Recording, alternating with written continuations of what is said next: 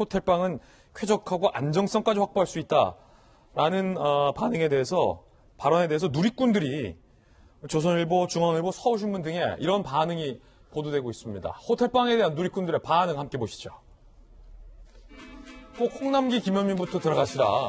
홍남기 부총리 호텔방 들어가시면 되겠네. 이런 반응들. 나는 강남 아파트 살 테니 너희는 호텔, 빌라, 닭장에서 살라는 거냐. 배가 아프다는데 아픈 배를 낫게 해줘야지. 그냥 죽만 먹으라는 게 해결책이냐. 조식과 룸서비스 되나요?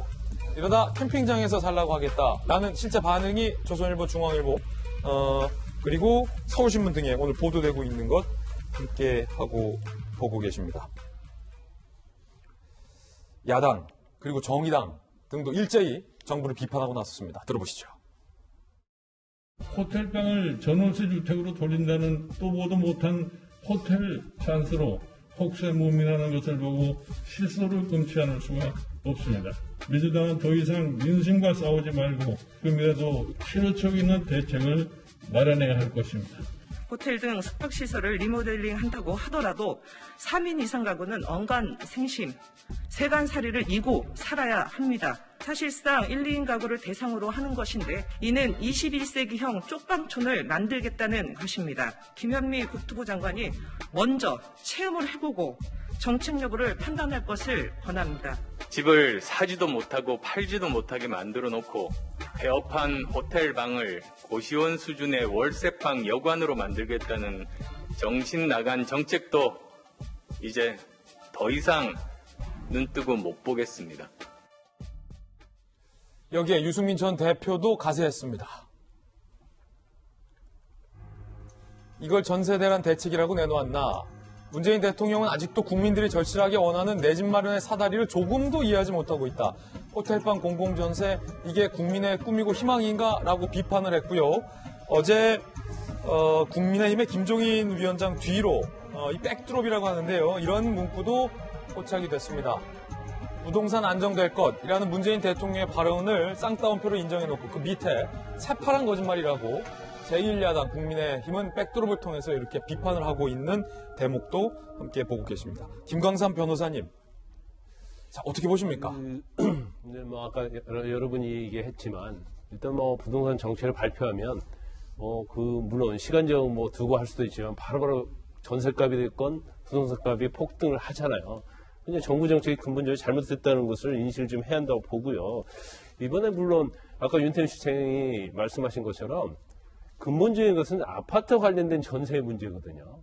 근데 아파트에 들어와서 살 사람을 빌라나 호텔이나 오피스텔 살게 할 수는 없어요.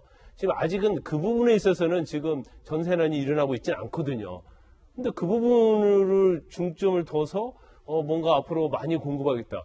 겉으로 보면 11만 채인데 사실은 속 뜯어놓고 보면 아파트는 몇 채 안 되거든요. 예. 그러면 근본적으로 본질적인 해결책이 될 수 없는데 왜 그런 생각을 했을까 하는 생각이 좀 들고요. 그다음에 예를 들어서요. 그러면 재정적인 것은 어떻게 할 것이냐. 근데 제가 볼 때는 지금 청년주택이라고 해서 아주 굉장히 열악하게 하면 청년들이 들어가지 않아요. 근데 오피스텔지 빌라랄지 아니면 호텔을 개조했는데 그 많은 비용은 어떻게 될 거예요. 그리고 개조를 했어요. 리모델링이 들여서. 근데 거기에 입주한 사람이 없으면 그건 유령 도시처럼 유령 아파트, 빌라, 오피스텔이 되는 거 아니에요? 그런 것까지 과연 생각했는가 문제고. 두 번째는 이제 본질적인 문제예요. 그러니까 우리가 아파트 값이 굉장히 폭등을 한다. 그러면 그냥 시장 원리에 보면 공급이 부족하다는 거 아니에요? 그럼 공급이 부족하면 재개발, 재건축, 일부 3기 신도시 일부는 보조를 할 수 있죠. 그런데 이 공급 자체를 정부에서 다 하겠다는 그런 잘못된 생각이 아파트 폭등을 일으키는 거고, 그다음에 전세도 마찬가지죠. 어떻게 정부에서 공공임대주택하고요 전세난을 해결하기 위해서 11만 채 공급을 분리가 되어야 돼요. 공공임대주택은 그야말로 정말 어렵고 힘든 사람에게 어떤 주택을 편하게 살 수 있는 것을 마련하는 것이지, 어떻게 정부에서 전세를 위해서 11만 채를 공급한다? 이것은 제가 볼 때는 아마 사회주가도 없을 거예요. 그러니까 그 자체의 어떤 발상자체가 지금 잘못됐다고 보는 거예요. 그러니까 제가 볼 때는 이제까지 20몇 번의 부동산 규제 정책, 또 지난 임대차 보호법 3법과 관련된 부분이 얽히고 설키고 있기 때문에 정부에서 해결책을 내놓을 수 있는 게 없다고 저는 보거든요. 그러면 시장의 원리를 좀 존중을 해라. 그러면서 풀어나가야지 시장 원리를 다 무시해버리고 그냥 땜빵식으로 정책을 하나씩 해서 풀어나가려는 것이 오히려 전세값이 됐건 아파트값을 지금 폭등시키고 있다 이렇게 봅니다. 예, 패널들의 견해 듣고 계십니다. 많은 전문가들과 언론들은 이 전세값이 폭등한 전세난의 근본 시점은 정부가 임대차 3법을 발효하면서부터 시작됐다라고 지적을 했습니다. 이에 대해서 김현미 장관과 국토부, 정부의 입장은 임대차 3법 때문에 전세난이 가중된 것은 아니다라고 부인을 해왔습니다. 자, 그 상태에서 임대차 3법을 손보지 않고 이 같은 전세 대책을 발표한 것인데요. 김현미 장관은 이 시점에서도 임대차 3법 때문에 전세 문제가 야기된 것이 아니다라고 부인을 했습니다. 들어보시죠. 최근 전세 문제는 구조적 요인이 복합작용한 결과입니다. 임대차 3법은 집이 사람이 사는 곳이라는 사회적 합의로 이룬 소중한 성과입니다. 호텔을 리모델링해서 제공하는 것은 머지않아 이제 아마 보시게 될 건데 저렴한 임대료로 아주 질 좋은 주택이 공급되는 것을 확인하실 수 있을 것 같습니다. 김현미 장관의 주장은 임대차 3법 때문에 전세난이 된 것이 아니다라는 주장을 바꾸지 않았습니다. 김 박사님, 야당에서 볼 때는 이 같은 정부의 태도에 대해서, 입장에 대해서 어떻게 생각하십니까? 진단이 정확해야 처방이 나오는 것 아니겠습니까? 근데 우리가 흔히 제대로 되지 못한 잘못된 진료를 받게 되는 결정적인 원인은 잘못된 진단에서 잘못된 처방을 받게 되죠. 여기 사람 몸에 대해서도 마찬가지고 결과적으로 잘못된 처방을 통해서 사람의 생명을 잃어버릴 수도 있는 것처럼 정부의 정책에서 초창기에 그 잘못을 명확하게 진단해서 이 잘못된 정책 실패를 인정하고 이것을 뒤바꾸지 못하게 된다면 나중에 가서 여기로 인해 나타나게 되는 수많은 부작용의 모든 책임은 국민에게 전가될 수밖에 없습니다.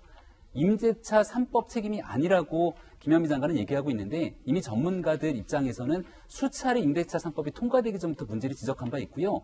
국회 법사위의 전문위원 보고서에서도 임대차 3법이 통과됐을 경우 이와 같은 심각한 부작용이 나타날 우려가 있다. 이렇게 수차례 언급하고 여기에 대한 얘기를 꺼낸 바가 있습니다. 근데 김현미 장관이 저와 같은 인식으로 만약 문제가 없이 가게 된다면 지금 정부가 급하게 만들어내는 이 전세 공급 대책은 왜 하는 거죠? 이런 여러 가지 논란 속에서 정부가 자유로울 수 없기 때문에 사실 저도 문재인 정부가 야당의 입장이 있지만 제발 좀 좋은 정책을 쏟아내서 국민들, 서민들의 생활 안정, 주거 안정 좀 했으면 좋겠습니다.